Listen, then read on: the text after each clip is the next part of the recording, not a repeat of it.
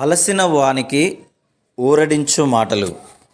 సహోదరుడు భక్తి సింగ్ గారి యొక్క పరిచర్య నుండి సేకరించిన అనుదిన ధ్యానములు. అక్టోబర్ 21.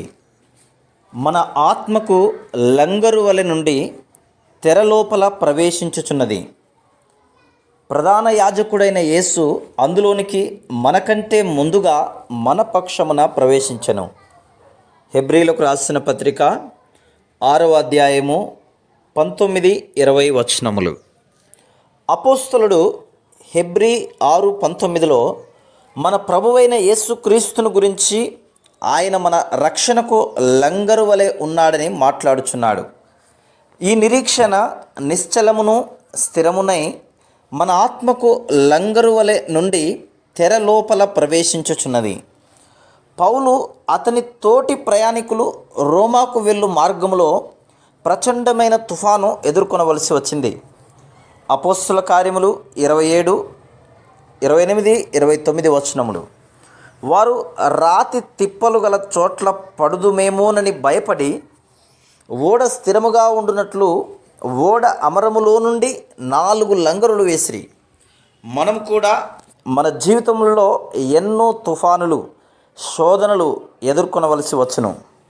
అప్పుడప్పుడు లోపల బయట కూడా శత్రువు యొక్క దాడులు తీవ్రముగా ఉండును. అట్టి పరిస్థితుల్లో ప్రభువైన యేసుక్రీస్తు నిజమైన లంగరు. ఆయన మనలను ఎన్నడూనూ విడువడు, ఎడబాయడు. విశ్వాసముతో మనం ప్రభువా నీవు నా లంగరు అని చెప్పవలెను. ఎన్నో కష్ట పరిస్థితులలో సైతం మన నిజమైన లంగరు అయిన ప్రభువైన యేసుక్రీస్తును మనము పట్టుకొనవలెను.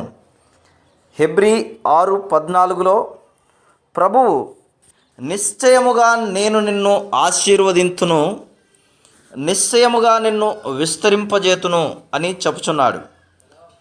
పౌలును మెలితే అను ద్వీపమునకు సువార్త ప్రకటించుటకు తీసుకొని వెళ్ళుటకు దేవుడు తుఫానును వాడుకొనెను. మెలితేలోని ప్రజలు సువార్తను విని ఉండలేదు.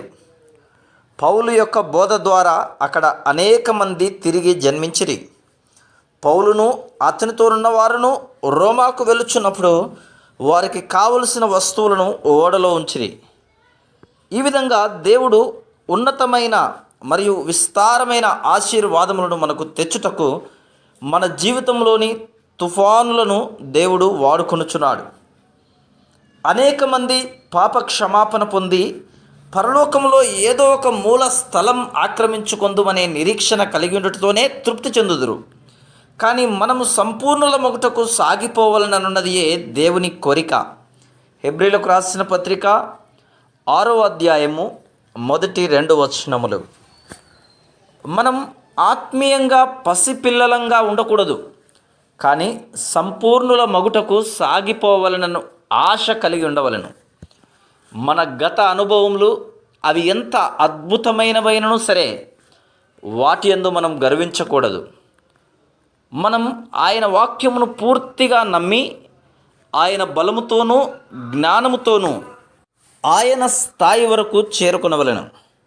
మన నిత్యమైన మరియు నమ్మకమైన ప్రధాన యాజకుడైన ప్రభువైన యేసుక్రీస్తు తన యొక్క విజ్ఞాపన పరిచర్య ద్వారా మనలను తన సంపూర్ణతలోనికి తీసుకొని రావాలని సంపూర్ణుడగు దేవుడు గొప్ప కోరిక కలిగి ఉన్నాడు. హెబ్రీలకు రాసిన పత్రిక 7వ అధ్యాయము 11-25 వచనములు.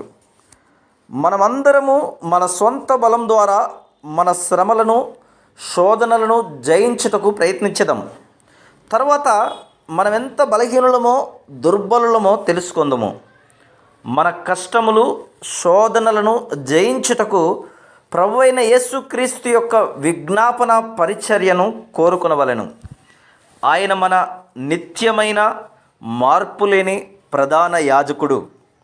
హెబ్రీ 7:24. అనగా మన బలహీనతలు, శోధనలు మరియు తప్పిదములు ఎరిగిన వాడై ఆయన నిరంతరము మన పక్షమున విజ్ఞాపన చేయుచున్నాడు.